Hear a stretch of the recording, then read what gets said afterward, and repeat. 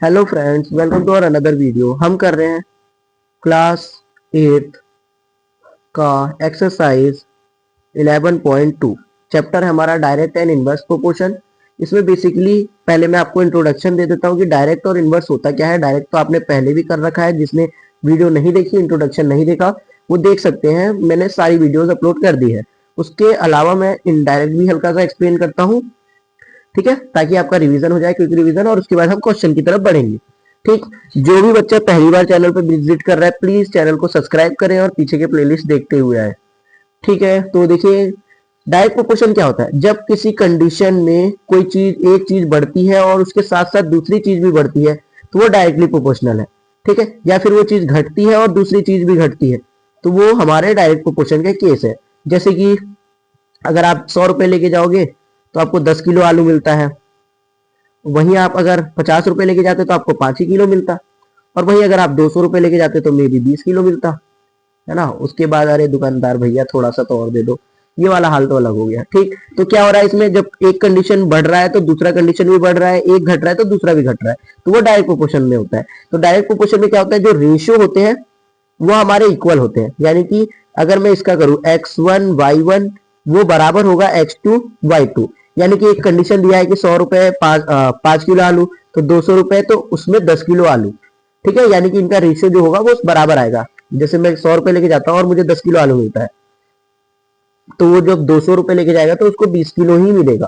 तो इसको अगर मैं सॉल्व करूं तो 0 से 0 गया, तो ये 10 रेशियो बनाया, यानी 10 अपॉन में बनाया, और इसको इससे काटा तो ये भी 10 अपॉन में बनाया। तो यहाँ रेशियो सेम रहता है किसी भी कंडीशन में। ठीक, वहीं जो इनवर्स प्रोपोर्शन होगा, ठीक है, उसमें क्या होता है, इनवर्स प्रोपोर्शन कह रहा हूं, इनडायरेक्ट, ठीक है, या इनवर्स। ठीक है, तो इनवर्स प्रोपोर्शन में क्या होता है ना, जो कंडीशन होती है वो उल्टी होती है। यानी कि अगर आप कोई चीज खरीदने जा रहे हो, ठीक है, तो वो जो दूरी है, मान लो वो डिस्टेंस जो है, अगर वो 20 किलोमीटर है, और अगर आप दौड़ के जाओगे तो जल्दी पहुंच जाओगे। वहीं अगर आप चल चल के जाओगे तो आपको ज्यादा टाइम लगेगा उस दूरी को कवर करने में। यानी कि जितने ज्यादा आप तेज चलोगे उतना कम टाइम लगेगा। यानी यहाँ डिस्टेंस और टाइम का देख सकते हैं कि जितना ज्यादा डिस्टेंस जाओगे, जितना ज्यादा डिस्टेंस टाइम नहीं, स्पीड टाइम का, सॉरी। ठीक है, डिस्टेंस और टाइम तो डायरेक्टली प्रोपोर्शनल होता है कि, ठीक है, तो जैसे कि अगर मैं स्पीड बढ़ाता हूं किसी चीज की तो उसको जो टाइम लगेगा वो कम लगेगा। वहीं अगर मैं स्पीड कम करता हूं तो जो टाइम लगेगा वो ज्यादा लगेगा।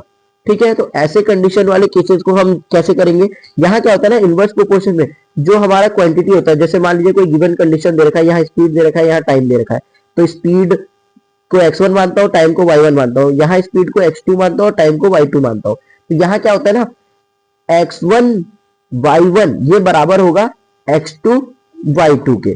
ठीक है, तो इनका जो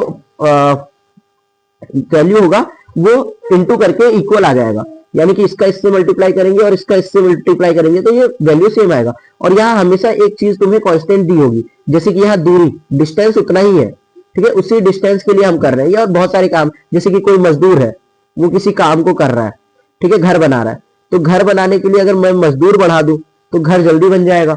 और मजदूर कम कर दूं, कम मजदूर रखूंगी, अरे यार कैसे होगा करके, तो टाइम ज्यादा लगेगा।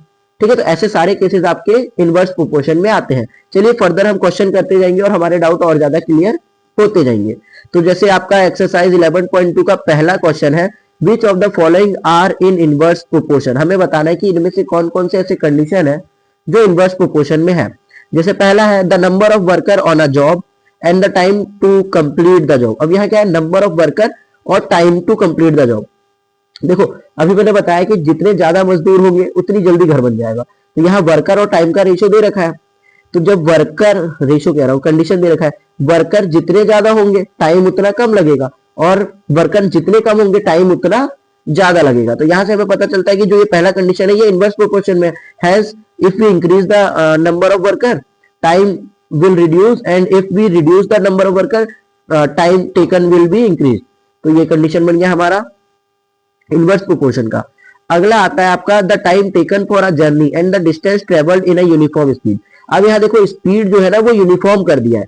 ठीक है, डिस्टेंस आपका टाइम के रिस्पेक्ट में बढ़ेगा, यानी कि जितना ज्यादा टाइम तक आप उस स्पीड में चलते रहोगे उतनी ज्यादा दूरी पहुंचोगे। यानी कि आपने 50 किलोमीटर की स्पीड से कोई गाड़ी चल रही है, 1 घंटे चली 50 किलोमीटर पहुंच गई, 2 घंटे चली 100 किलोमीटर चल गई।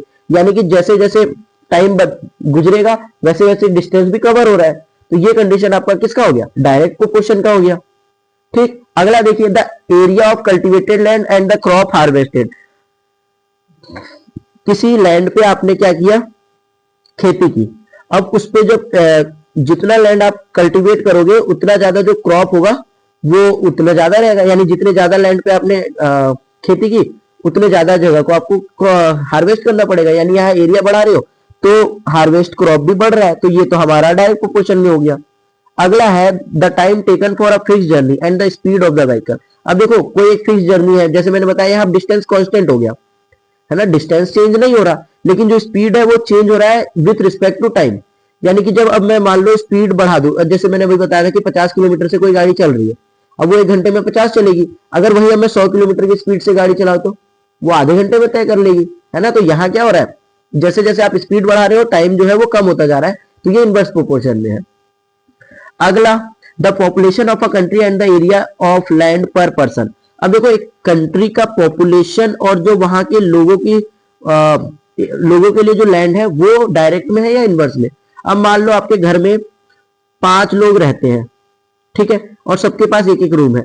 अब वही अगर 10 लोग आ जाएंगे तो रूम क्या एक एक रह जाएगा सबके पास, नहीं ना। यानी कि जैसे जैसे पॉपुलेशन बढ़ेगा वैसे वैसे जगह कम पड़ती जाएगी।